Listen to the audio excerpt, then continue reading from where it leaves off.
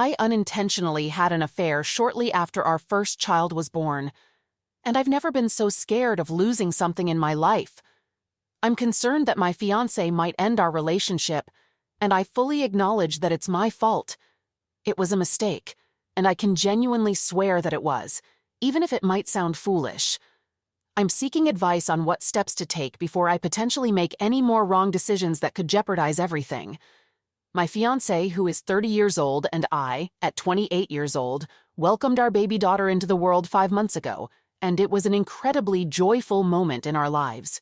His love for me grew even stronger after our child's birth.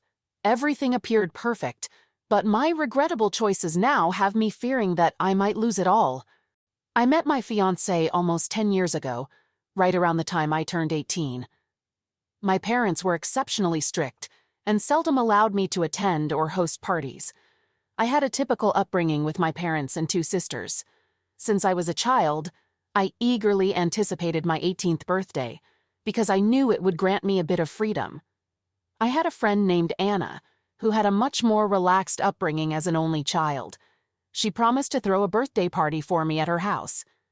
After some convincing, my parents agreed to let me go, but with the condition that I brought my older sister along. Anna helped me get ready, even lending me her best dress. The party was unlike anything I'd ever experienced, but something else caught my attention. Chris. Chris became the focal point of attention at my own birthday celebration. I found him incredibly self-assured and attractive, and it seemed others felt the same way. I was too shy to approach him, but Anna didn't share my hesitation. After talking to Chris, Anna confessed to having a crush on him, which surprised me since she wasn't someone who developed crushes quickly. Chris had a unique blend of charm and a hint of arrogance that drew Anna to him. 2 weeks later, I bumped into Chris at the grocery store. He remembered me as the birthday girl, and we struck up a conversation. I was initially very reserved because I had limited experience with boys, but Chris was warm and friendly, making it much easier to connect. Eventually, Anna, Chris, and I formed a close trio and began doing nearly everything together. I had feelings for Chris, but I pushed them aside because Anna had already confessed her attraction to him. A year later, Chris and Anna began dating, so I decided to give them space and not be a third wheel. They dated for another year, but then something happened. Anna confided in me that she had gotten drunk at a party and cheated on Chris. I kept her secret from him, but unfortunately, Anna continued to cheat on him multiple times. Eventually, Chris discovered her infidelity, and they broke up. Anna blamed me for their breakup and accused me of betraying her secret. I tried to explain that I hadn't told him, but she didn't believe me, and that marked the end of our friendship. Anna moved away with her parents, and Chris went to New York to study law. I also got into college shortly after these events. Several years later, I graduated from college and moved to New York for work. By chance, I crossed paths with Chris when he visited the boutique where I worked. It was a shock for both of us, and we spent hours catching up and discussing life. It felt like a dream to see my old crush again. I couldn't believe it. I learned that Chris had become a successful lawyer at a prestigious firm, I won't mention the name for privacy reasons, and was making a 6-figure monthly income. Chris came from a wealthy family, and his parents were well-known figures. I worked as a fashion designer in a luxury boutique, which I won't name, and Chris frequently visited me. Months passed, and our friendship rekindled. After a year of flirting, Chris asked me out, and I gladly accepted. Our relationship grew increasingly serious, and we couldn't bear to spend a day apart. Chris's female colleagues envied me because he proudly brought me to his workplace. Life was going well, and I was living the life I had always envisioned. On my birthday a few months later, Chris surprised me with a generous gift of $500,000. I was incredibly grateful because it provided more than enough capital for me to start my own boutique. 1 year later, my boutique was thriving, and I had the resources to establish 5 more. Chris received a promotion, and together we earned more than enough to sustain ourselves. After his promotion, Chris proposed to me, and I joyfully accepted. I was so excited that I didn't hesitate to share the news on my Instagram account. Months later, Chris purchased a house and invited me to move in with him. My parents initially wanted us to marry first, but I convinced them otherwise. I envisioned a perfect wedding with Chris, and I didn't want to rush into it. By that time, I had already met Chris's parents, who were kind but shared the traditional belief that we should marry before living together. Chris mentioned that his family was quite traditional, much like mine, and they held strict values. After persistent discussions, his parents eventually agreed to our decision to live together. Life with Chris was exceptional, and I fell more deeply in love with him every day. He was caring, exceptionally generous, and incredibly loving. I felt like the most cherished woman in the world, and even during disagreements, Chris never raised his voice or responded with anger. He remained composed and willing to listen to me. Chris also took excellent care of me when I was unwell, sometimes even missing work to be with me. I treasured every moment with him, often doubting whether I truly deserved such a wonderful partner. Several months later, we decided to start a family. After weeks of trying, I became pregnant, which brought immense joy to Chris. I could see the excitement in his eyes when I shared the news. He became incredibly attentive and protective during my stress-free pregnancy, which was a beautiful experience. When our daughter was born, Chris's love for me multiplied, and despite my insecurities about my postpartum body, he actively supported me in regaining my confidence. Our daughter added even more happiness to our already content life, enhancing it significantly. I posted a series of pictures and videos featuring Chris, our daughter, and me in a joint Instagram post. At the time, I only had around 1,000 followers on Instagram, and I didn't anticipate the level of engagement those posts received. While Chris was relatively popular, I didn't expect people to take such a keen interest in our personal lives. If only I hadn't made those posts, I wouldn't be in the predicament I am now. 3 months after our daughter's birth, Chris embarked on a 3-week work trip to Italy. It was challenging for me to part with him for such an extended period, but he had work commitments. Chris had already taken time off after our daughter's birth, so this trip was essential. The first week without him felt depressing and monotonous. I attempted to focus on my work and our daughter, but nothing seemed to genuinely excite me. I anticipated that it would be challenging, but the level of depression I experienced was unexpected. Chris had spoiled me with his constant presence to the point where I had grown accustomed to it. Prior to his work trip, the longest period we had spent apart was 3 days. While Chris called me daily, it simply didn't suffice. I longed for every aspect of him, and even though it had only been a week, it felt like a month had passed. One day, my personal assistant noticed my downcast mood and invited me to a party. I wasn't accustomed to partying, but she assured me that it would provide a welcome distraction. I discussed it with Chris, and he encouraged me to go, concerned about my tired appearance during our video calls. I dropped off our daughter at his mother's house before attending the party that evening. I wore a modest black evening gown, with no intention of seeking a new partner, since I was already extremely proud of Chris. I limited myself to just 1 drink at the party, determined not to get intoxicated. After 2 hours, I was eager to return home and spend time with my daughter. As I was leaving, I encountered a man named Roy, who was nearly as tall as Chris, and bore a striking resemblance to him. I had to take a second look to spot the subtle differences, primarily in the eyes and facial features. Chris was also more muscular than Roy. To my surprise, Roy offered to buy me a drink after introducing himself. I initially declined politely, but he insisted. I was uncomfortable with the idea of a stranger buying me a drink, so I attempted to walk away. However, Roy said something that halted me in my tracks. He mentioned that he was a friend of Chris and that Chris had asked him to keep me company. I found this peculiar because Chris had never introduced me to Roy before. But Roy explained that he didn't reside in New York. He even shared some details about Chris, which I believed because Chris was selective about the people he interacted with. Roy bought me a drink, and I made the regrettable decision to consume it. After another drink, I began to feel dizzy and developed a headache. I informed Roy that I wanted to go home, and he offered to drive me. I drifted off to sleep in the car and only woke up when Roy tapped me gently. He informed me that we had already arrived home. He helped me out of the car, but I soon realized we were not at my home. I inquired about our location, and Roy explained that his car had broken down, making it impossible to drive any further. I suggested taking a cab to get back to my daughter, but Roy insisted it was too late for a cab. After some consideration, I reluctantly agreed, feeling tired and weak. Roy led me into what turned out to be his house. I asked him for painkillers for my headache, but he offered me hot milk instead, which provided some relief. Roy showed me the room where I would be sleeping, and I thanked him before closing the door, feeling comfortable because I believed he was a friend of Chris. I attempted to call Chris, but my phone was dead. Wanting to take a shower, I realized I had no clothes to change into, so I lay down on the bed, trying to rest. Sometime during the night, Roy knocked on my door.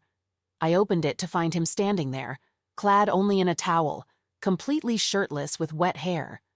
Strangely, he had styled his hair similarly to Chris.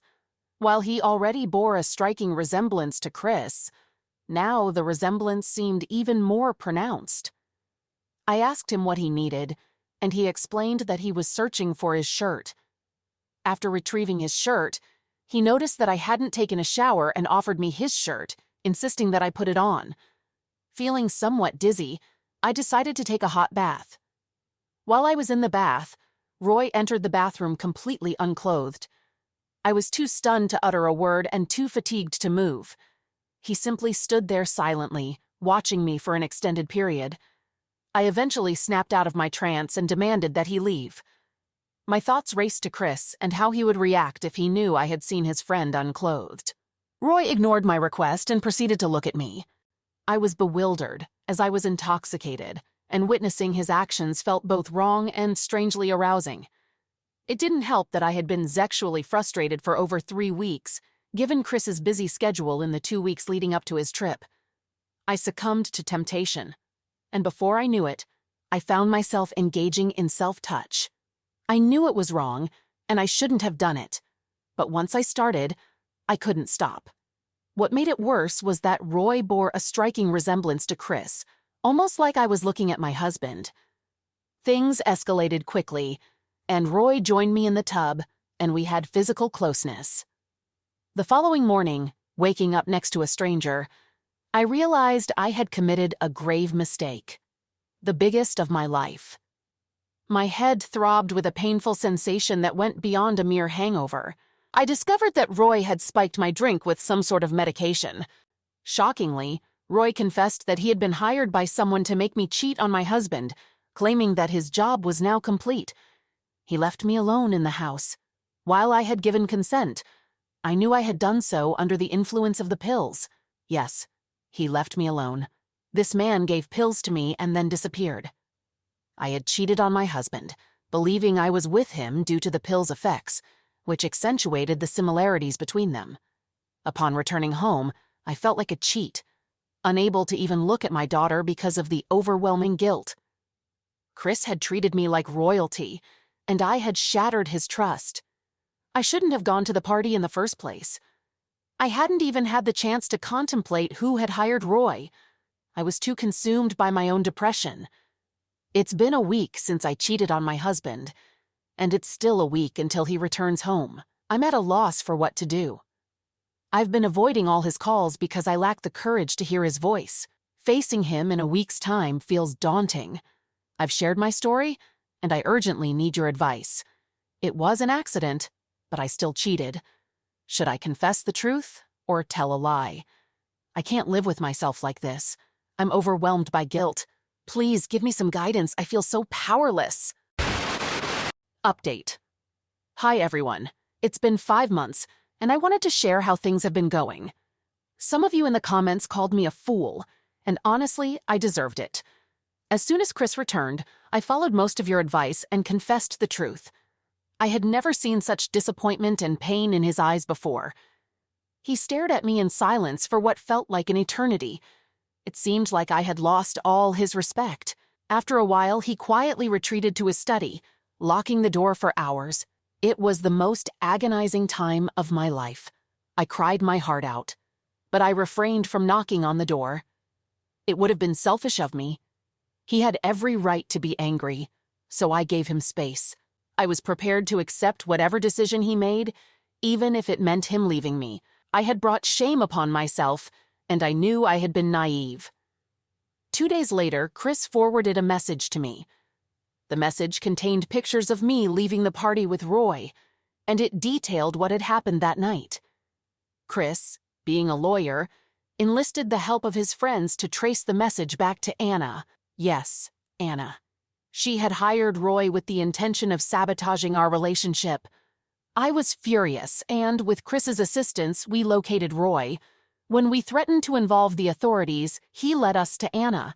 During our confrontation, Anna accused me of taking Chris away from her because I had told him about her past infidelity years ago. She believed this was her way of getting back at me. Roy had turned off my phone, and Anna had provided him with personal details about Chris to make her scheme more convincing. Apparently, she had seen all my Instagram posts with Chris and grew jealous. I was trapped, and there was little I could do. I returned home feeling defeated, but what was even more surprising was that Chris asked for a break. He moved out of the house, and we didn't communicate for 2 months.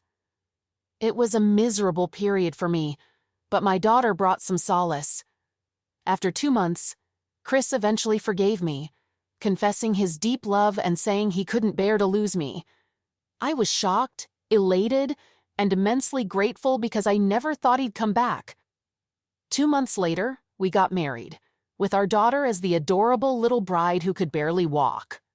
Haha, my life has returned to its beautiful state, and I have my husband by my side. I hope my story can inspire someone and encourage self-awareness.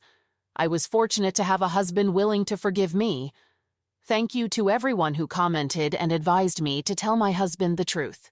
I can't imagine what might have happened if I hadn't. All right, that was a fun story. Now let's move on to another exciting one. Stay tuned and let's dive in.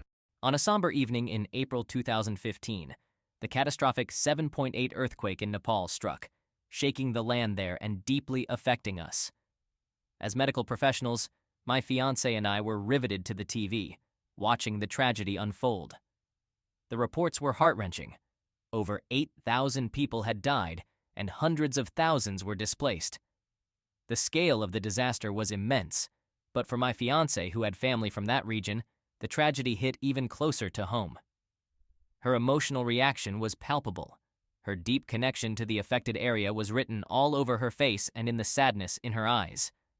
We had been a couple for 4 years, having first met at a volunteering event in the inner city. Our shared dedication to service brought us together, and I had proposed to her 6 months earlier. Despite our busy schedules, we dreamed of building a family together. Our mutual desire to help others was a big part of our bond, and it was her compassion and selflessness that first drew me to her. Watching her response to the news about the earthquake, her kindness and empathy were more evident than ever. As calls came in, she immediately responded, knowing people in Nepal who were now facing the earthquake's aftermath. For us, responding wasn't a question. It was a necessity.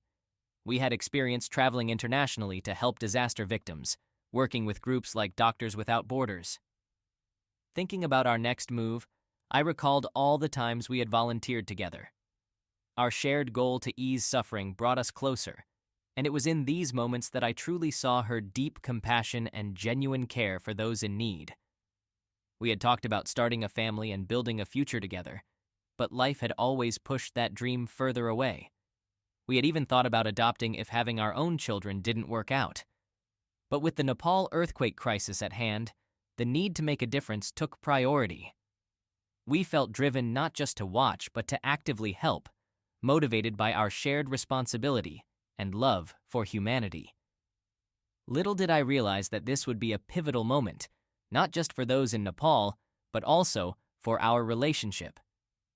The gravity of the situation highlighted both her empathy and the strength of our connection. But for me, Nepal felt far away, and my commitments in the U.S. made it hard to leave for the earthquake-affected area. I considered myself adaptable, able to live with just a backpack, yet the responsibilities I had at home felt overwhelming. While I considered going to Nepal, practicalities stopped me, and I thought I had convinced my fiancé not to go either. It seemed like contributing financially was our best way to help. In the weeks after the earthquake, she was constantly on calls with people from that region. Her deep involvement and passionate discussions about the victims and their suffering showed her immense empathy. She talked about how she could provide crucial medical aid there. Listening to her, I began to feel guilty. We weren't there doing all we could to help. Her dedication to making a difference made me feel a moral duty to act. Even though we had decided to help financially, her descriptions vividly illustrated the ongoing struggle and the need for physical assistance. It was clear she couldn't stop thinking about the disaster or let go of its impact. She felt she had to go to Nepal to make a direct and significant impact. I realized then that her kindness and eagerness to help weren't just what drew me to her initially. They were core parts of who she is. Her willingness to go on this selfless mission filled me with pride for the woman I was engaged to. This was a new situation in our 4-year relationship. My fiancé was preparing to go on a mission without me. Had my responsibilities in the U.S. not been a barrier, I would have gladly accompanied her. It was only after I supported her decision that I truly understood how deeply she wanted to go. She quickly prepared for her trip, even leaving behind several essentials. I suggested waiting for some items we had ordered online, but her urge to help was too strong to consider any delays. Just 2 weeks after the earthquake, she surprised me by booking a flight to Nepal. Her commitment to making a difference and bringing hope to those in need was her primary motivation. Watching her pack, I was struck by her selflessness and dedication to easing others' suffering, despite the personal risks involved. Once in Nepal, the realities of her rushed departure became evident. She frequently mentioned missing certain items, regretting her hasty exit. I tried reminding her of the importance of patience and waiting for the items we had ordered, but the immediate needs of the situation seemed to overwhelm her. Her mixed heritage and family ties to the region made her quite noticeable in Nepal, which worried me. Her visibility raised my concerns about her safety and the possibility of her becoming a target. Supporting her journey financially was a significant commitment, and I was there to provide the necessary resources. Our daily phone calls became a crucial link, bridging the distance between us. She would tell me about the people she helped, focusing on supporting the hospital and medical staff. For safety, she chose to stay in a Western hotel in a more secure area. This decision somewhat eased my concerns, but didn't completely eliminate my worries for her safety. As she navigated the challenges of being in a foreign country, far from the comforts of our shared life, I felt a mix of pride in her altruism, concern for her well-being, and a longing for her to come home. She initially planned to be in Nepal for 2 weeks, but in hindsight, I realize our communication started to lessen over time. She ran out of money quickly, and I became her sole financial support, covering all her expenses. She never gave me any reason to doubt her, and I remained unaware of any potential issues. Her trip extended from 2 weeks to 6, requiring changes to her return flight and more supplies, all of which I funded. Amidst my busy work life, I didn't really notice our reduced communication and that her calls were increasingly about needing more financial help. While managing my busy work schedule, time passed quickly, and soon I found myself heading to the airport to welcome my fiancée back. The excitement of reuniting was undeniable, and we were both looking forward to a deep reconnection. In the following days, our intimacy took a different turn from what we were used to. Normally, I would be the initiator, but this time, she led the way every time. Initially, I reasoned it was due to our long time apart. It seemed logical. She had missed me, and maybe she was trying to compensate for the 6 weeks we were separated.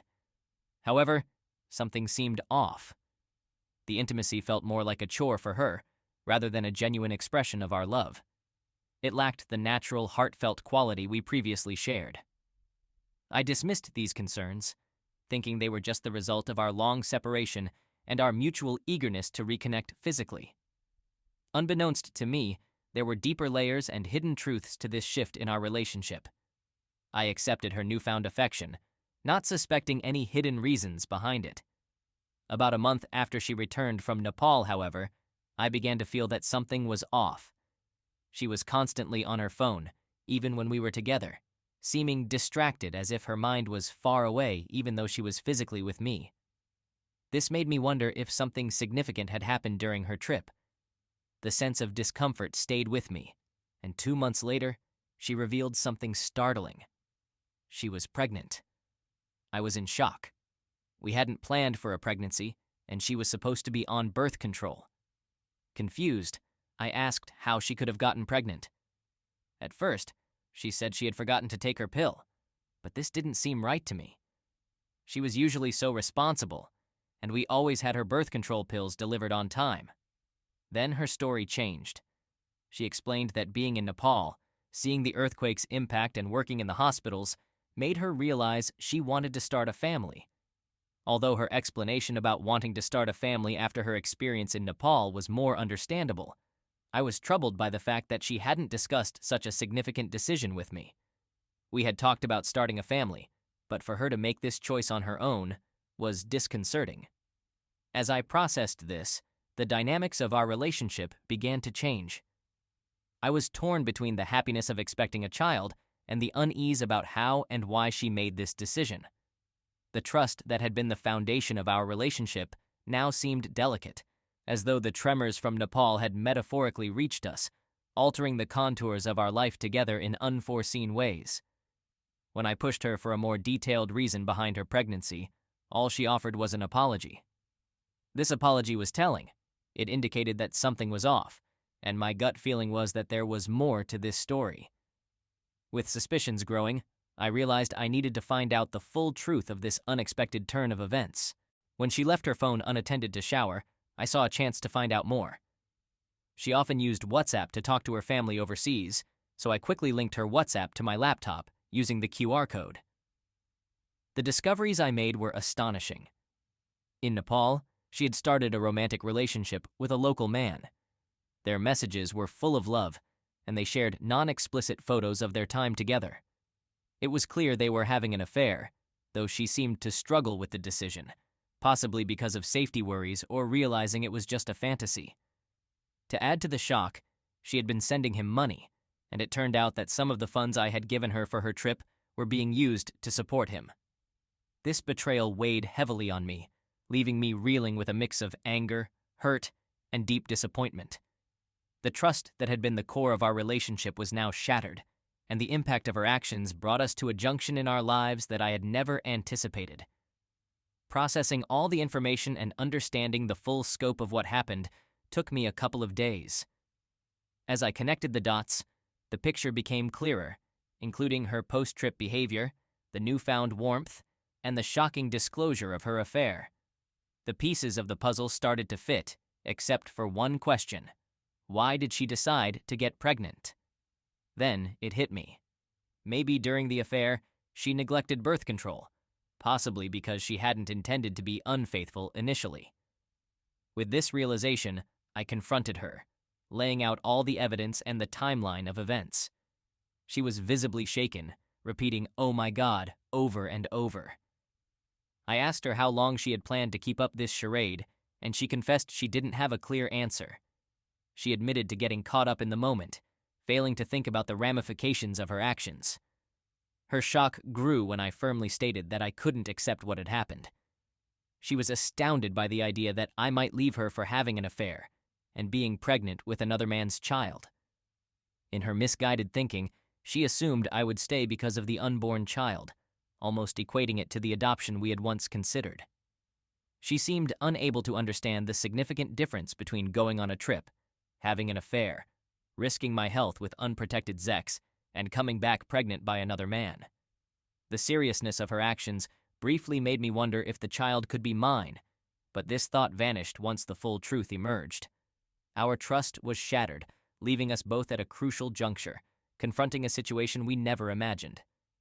In her distorted view, she saw the affair as a minor mistake and thought we should raise the child together. I was astounded by her reaction. When I decided to leave, despite her pregnancy, she became angry, feeling I had betrayed her. It was an unreal scenario where she saw herself as the victim in the midst of her own betrayal. When I found out about her affair, most of our family and friends were already aware of her pregnancy and believed I was the father. However, once I asked her to leave, the story changed, and I was suddenly seen as the bad guy. People criticized me for being cruel to a pregnant woman, not realizing the child wasn't mine. The expectation to man up confused me. What did that even mean in this context? It was important for her to deal with the consequences of her actions, and responsibility should be on the man who fathered the child.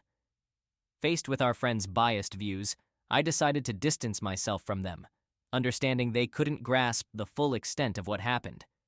Thankfully, my family stood by me, even though they had affection for her. Following our confrontation, she couldn't really explain why she did what she did. She said she still loved me, but those words seemed empty after such a deep betrayal. To me, love didn't include deceit and causing pain. My dad pointed out that this was an important lesson and reminded me that we weren't married yet, which made ending the relationship somewhat simpler. After we split up, she held on to the belief that I might reconsider and get back together with her. When she finally understood that wasn't going to happen, she tried to hurt my career by sending messages to some of my colleagues. Luckily, most of them recognized her deceit and stood by me. This whole ordeal has been incredibly tough. I did love her, and in some ways, I still do. It's been a traumatic experience. I never thought it was possible to love someone so much and then be betrayed so terribly. This betrayal has made me wary, and I've been hesitant to get into another serious relationship since. The emotional scars from this are deep, and I know that healing will take time.